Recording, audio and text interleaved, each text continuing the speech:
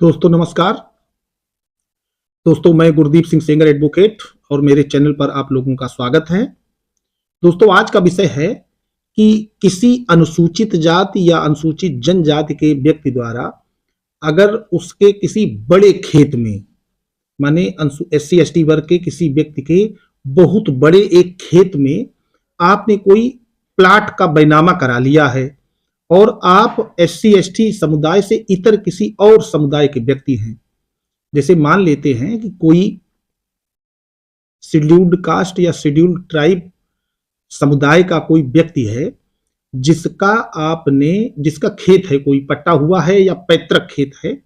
मान लेते हैं वो सड़क के या किसी लिंक रोड के या किसी चक रोड के किनारे है या आबादी से लगा हुआ है और आपने उस लैंड पर एक 150, 70, 30, 200 वर्ग गज का कोई एक प्लाट खरीद लिया है और इस प्रयोजन से खरीदा है कि इस प्लाट में मैं मकान बनवाऊंगा और इसमें रहूंगा।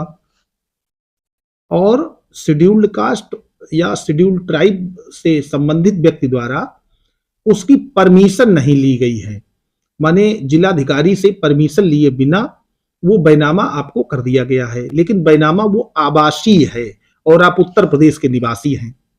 दोस्तों चूंकि उत्तर प्रदेश में एससी एसटी समुदाय के किसी व्यक्ति की एग्रीकल्चरल लैंड माने कृषि भूमि आप नहीं खरीद सकते, उस पर रोक है। जिलाधिकारी की परमिशन लेना आवश्यक है और उस परमिशन लेने में भी 3-4 ग्राउंड हैं, जब तक वो पूरे नहीं होंगे तो आपको परमिशन नहीं मिलेगी।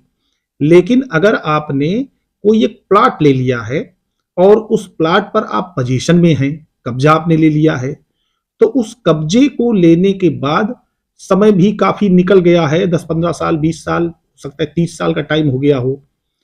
अब ऐसी स्थिति में जब उस शेड्यूल्ड कास्ट या शेड्यूल्ड ट्राइब से संबंधित व्यक्ति जिसकी वो जमीन थी, जिसने आपको बैनामा किया है, जो विक्रेता है, उसकी डेथ हो जाती है मानी मृत्यु हो जाती है, तो मृत्यु के पश्चात उसके जो लीगल हियर्स हैं माने उत्तराधिकारी हैं, उसके लड़के हैं, लड़कियां हैं, पत्नी है, भाई बहन हैं, माता पिता हैं, जो भी उसके जीवित उत्तराधिकारी हैं, उनके नाम वो जमीन आ जाती है और दाखिल खारिज आपका कभी हुआ नहीं था, लेकिन आप कब्जे में हैं और वो उत्तराधिकारी आपके खिलाफ या तो कोई मुकदमा लाते हैं या वो सीधे सीधे बर्बली मना करते हैं या किसी और व्यक्ति को परमिशन करा करके बेच देते हैं वो जगह और कहते हैं कि इस जगह को खाली करिए, आपको कोई राइट नहीं है, हम बुलडोजर चलवा देंगे, हम गिरवा देंगे। तहसील में, अदालतों में प्रार्थना पत्र देते हैं और आपको परेशान करते हैं। तो दोस्तों ये वीडियो आप ही लोगों के लिए है, इसको पूरा देखें, स्किप ना करें, तो आपके पूरा समझ में आएगा कि अगर ऐसी कंडीशन हो गई है तब हम क्या करें, हम उस जगह को कैसे वहां बने रहेंगे, कैसे हमारा मकान बदस्तूर बना रहेगा। अगर थोड़ी सी चूक आपने कर दी तो हो सकता है आपका पैसा जो आपने खर्च किया था प्लाट खरीदने में वो बर्बाद हो जाए और बाद में जो आपका मकान बना हुआ है वो भी खराब हो जाए या खत्म हो जाए। तो दोस्तों सबसे पहले आप जहां पर मकान बनाए हुए हैं उस मकान को, वो 2 कैटेगरी में मकान हो सकता है, या तो वो नगर पंचायत, नगर निगम या नगर पालिका परिषद के सीमा के भीतर है, तो आप तत्काल जैसे ही उस प्लाट को खरीदें उस पे पोजीशन लें, क्योंकि जब भी आप कोई बैनामा करवाते हैं तो बैनामे के साथ में ही लिखा जाता है कि मैंने अपनी ही भांति क्रेता का कब्जा करा दिया है और धन प्राप्त कर लिया है, माने प्रतिफल प्राप्त कर लिया है। अब कुछ भी पाना शेष नहीं है और ये क्रेता चाहे तो अपना नाम राजस्व अभिलेखों में दर्ज करा ले और जिस तरीके से चाहे उस तरीके से इस लैंड का यूज करे। और दोस्तों चूंकि जब आप प्लाट ले रहे हैं माने 100-200 गज, 300 गज जगह लेते हैं, तो उसकी रजिस्ट्री जो है वो भी प्लाटिंग के आधार पर ही होती है। वो सर्किल रेट जो आवासीय लैंड के हैं वो प्रयोग किए जाते हैं, वो दिए जाते हैं। तो आपने स्टैम्प पेपर दिए हुए हैं, रजिस्ट्री उसकी हुई है। हाँ, ये तथ्य अलग है कि आपने हो सकता है उसमें छिपा लिया हो कि हम अनुसूचित जाति के सदस्य नहीं हैं या हैं, कुछ भी ऐसा लिखा होगा, तो उस फैक्ट पर बहुत ज्यादा न जाएं। क्योंकि आपका बैनामा है तो उस बैनामे के आधार पर आपने मकान बना लिया है, तो उस मकान का सबसे पहले आप हाउस टैक्स देने के उद्देश्य से अगर आपका नगर पालिका, नगर पंचायत या नगर निगम एरिया में वो मकान है, तो सबसे पहले वहां की नगर पंचायत, नगर पालिका या नगर निगम में अपने मकान की एंट्री करवा दें और मकान नंबर ले लें और टाइमली आप उसका हाउस टैक्स जमा करने लगें, ताकि आपका ये रिकॉर्ड आ जाए कि आप उस मकान में रहते हैं, आपने मकान बनवाया है, आप उस मकान के मालिक हैं। दोस्तों, अगर वो जो जिस जगह आपका मकान बना है वो लैंड नगर पालिका, नगर पंचायत या नगर निगम के आसपास नहीं है, उसके एरिया में नहीं आती है, किसी गांव से रिलेटेड है, गांव से बिलोंग करती है, तो आप लोग दोस्तों सबसे पहले काम बहुत जरूरी है, उस जगह को, जो मकान आपका बना हुआ है, क्योंकि उस जगह कृषि भूमि नहीं रही, वो खेती नहीं हो रही है, तो उसको आप अपने क्षेत्रीय लेखपाल से, लेखपाल चूंकि रेवेन्यू ऑफिसर होता है और एक कागज बनता है, उसको कहते हैं खसरा। ये खसरा प्रति 6 महीने में, एवरी 6 मंथ में एक बार अपडेट होता है। ये खसरे का मतलब होता है कि जो एग्रीकल्चरल लैंड है उस स्पेसिफिक एरिया की, माने उस क्षेत्र की, उस गांव की, उस खेती पर कौन कौन व्यक्ति कौन कौन फसलें उगा रहे हैं। तो दोस्तों उसमें पूरा एक एक व्यक्ति का विवरण लिखा जाता है। वैसे तो नियम यह है कि लेखपाल या कानून को खेत खेत जाकर के उसका भ्रमण करे और उसमें लिखे कि इस खेत में गेहूं की फसल है, इसमें धान की फसल, इसमें लाही है, इसमें तिली है, इसमें सरसों है, इसमें ज्वार है, इसमें मक्का, बाजरा, जो भी फसल बोई हुई है उसको लिखे। अगर खेत परती पड़ा है तो लिखे परती है, जो भी हो उसको लिखे। लेकिन फिजिकली ऐसा नहीं होता है। लेखपाल किसी एक व्यक्ति के यहाँ बैठ जाते हैं या तहसील में ही बैठ जाते हैं, वहीं पर लिख लेते हैं, बना लेते हैं और हर 6 महीने में अपडेट होकर नया बनता है।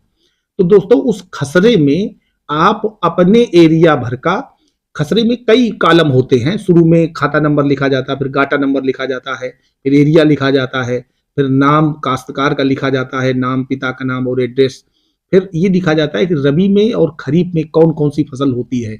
तो जैसे गेहूं होती है या धान होता है तो गेहूं और धान दोनों तरफ लिखा जाएगा। फिर आगे विशेष विवरण में लिखा जाता है सिंचित है या असिंचित है। उसी में टिप्पणी और ऑप्शन होता है टिप्पणी। तो उस टिप्पणी में वो रेवेन्यू ऑफिसर्स ये लिख सकते हैं कि यहाँ पर इतने वर्ग मीटर का, और आपका नाम डाल सकते हैं कि उनका मकान बना हुआ है। केवल वही रिकॉर्ड आपका वहीं से चालू हो जाएगा, आपका मालिकाना हक मकान का आ जाएगा। पहले फर्स्ट ऑफ ऑल मेरा मशवरा है, मेरी राय है, क्योंकि आपने पैसा दिया है और ये कायदे में उसी समय आप करवा ले जब आप रजिस्ट्री कराते हैं। तो रजिस्ट्री में जो व्यक्ति जिसने रजिस्ट्री की है, भले ही वो SC ST समुदाय से हैं, क्योंकि उन्होंने पैसा लिया है तो उनको आपत्ति भी नहीं होगी, वो आराम से आपका करा देंगे। या आप नहीं कराते हैं तो आप भले भविष्य में मुसीबत में फंस सकते हैं, फंसते हैं। बहुत सारे मुकदमे हमारे पास इसी तरीके से आ रहे हैं, आते हैं। लोग हमसे कॉल फॉर मी ऐप पर भी पूछते हैं और कई दोस्तों को ये समस्या है और मुझे लगता है उत्तर प्रदेश में ये भारी समस्या है, इसलिए मैंने आज इस पर एक वीडियो बनाया। वीडियो थोड़ा बड़ा है, इसको देखें। दूसरा, आप अपने मकान में जो भी आपने काम कराया है, जो भी लेबर आपने लगाए हैं, मिस्त्री लगाए हैं, जो भी बिल्डिंग मटेरियल खरीदा है, लोहे का सामान खरीदा है, शटर लगवाए हैं, गेट लगवाए हैं, सीमेंट, मोरम, गिट्टी, ईंटा, जो भी आपने लिया है सामान, उन सबके पक्के बिल GST वाले आप अपने पास सहेज कर रखें। उनकी पता नहीं कब आपको नीड आ जाए, उसकी एक फाइल बनाने, उस फाइल में आप अपनी रजिस्ट्री और ये सारे बिल्स। तीसरा दोस्तों, सबसे महत्वपूर्ण चीज है कि आपके जहां पर आप रह रहे हैं उस एड्रेस पर आपको कोई चिट्ठी मिलती है। भले ही जब आपको अगर कोई चिट्ठी नहीं मिलती है तो आप अपना एड्रेस वेरिफिकेशन कराने के पर्पज से चाहे स्वयं ही कहीं दूर से अपने किसी रिश्तेदार से एक चिट्ठी डलवाइएगा, स्पीड पोस्ट से या रजिस्ट्री से, और उसको वहां पोस्टमैन से मिलकर के प्राप्त करिएगा। उसमें आपका वही मकान नंबर लिखा हो तो वो आपका रिकॉर्ड हो जाएगा कि आप यहाँ रहते हैं, आपका यहाँ मकान है। इसके अलावा आप बिजली का कनेक्शन करा लें, सीवर का कनेक्शन करा लें, और जो जो कनेक्शन हो सकते हैं, जो जो काम हो सकता है, जो आपका एड्रेस वेरिफिकेशन हो जाए कि आप यहाँ रहते हैं, वो करवा करके रख लें, ताकि जब भी कभी आपको उनके उत्तराधिकारी जो विक्रेता थे, क्योंकि आदमी का मन बदलते देर नहीं लगती। बेईमानी की पोजीशन यह है कि जिस व्यक्ति को बेईमानी करने का मौका नहीं मिला वही ईमानदार है। बाकी अगर मौका मिल गया, धन का इतना लालच बढ़ गया है लोगों में कि तुरंत आदमी बेईमानी पर आमादा हो जाता है। तो जब भी उनके उत्तराधिकारी इस कंडीशन में आए कि कोई दूसरा व्यक्ति उनको लालच दे कि मैं इस जगह को ले लूंगा, एग्रीमेंट करा लूंगा, इतना पैसा दे दूंगा, तो लालच में फंस ना पाए और कहीं कोई मुकदमा आ जाता है तो आप इन सब पेपर से अपना उस जगह पर स्टे करा लें और आप स्थायी हो जाएं। तो दोस्तों मुझे लगा इसमें और भी ग्राउंड हो सकते हैं, बहुत सारी चीजें हैं जिससे आप उस जगह पर आप मिट्टी का तेल और चीनी लेने वाला जो कोटा होता है उसका भी एड्रेस यहीं इसी जगह का लिखा जाता है कि आप यहाँ रहते हैं। वोटर लिस्ट है, वोटर लिस्ट में आपका नाम होता है, राशन कार्ड है, आधार कार्ड है, वोटर कार्ड है, वोटर लिस्ट है।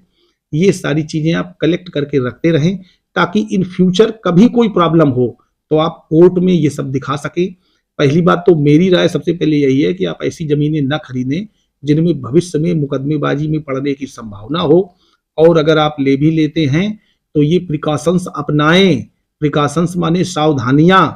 ये सावधानियां अगर नहीं आप अपनाएंगे, माने कोई घटना होने के पहले अपनाने वाले काम हैं ये, अगर नहीं अपनाते हैं तो बाद में आपको परेशानियों का सामना करना पड़ सकता है, आप परेशान हो सकते हैं। तो दोस्तों इस तरह का कोई मामला हो तो आप बिल्कुल निश्चिंत होकर के अपने सारे पेपर्स रखिए। इस पर रूलिंग है, इस पर कई रूलिंग्स हैं, हॉनेबल सुप्रीम कोर्ट की भी हैं और माननीय उच्च न्यायालय की भी हैं। तो आप इस तरह से अपना मकान बचा सकते हैं और उस पर मालिकाना हक प्राप्त कर सकते हैं। दोस्तों अगर आप हमारे चैनल पर नए हैं तो हमारे चैनल को सब्सक्राइब कर लीजिए और अपने दोस्तों को इस वीडियो को अधिक से अधिक संख्या में भेजिए ताकि उनको भी एजुकेशन पर्पज से ये जानकारी मिले। और हमारे इस वीडियो को अगर आपको अच्छा लगा हो तो लाइक करिए और अपने दोस्तों को शेयर करिए। नमस्कार।